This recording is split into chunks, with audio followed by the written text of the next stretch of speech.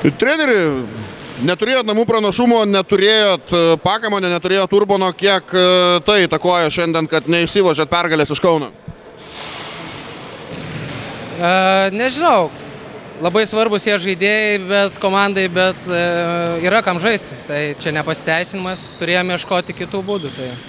Žaidėt, galima sakyti, 3 kėlinius koja kojon ir kur trečiam kėlinį ir kodėl įvyko tas rungtynių lūžis, kad paleidot varžovą?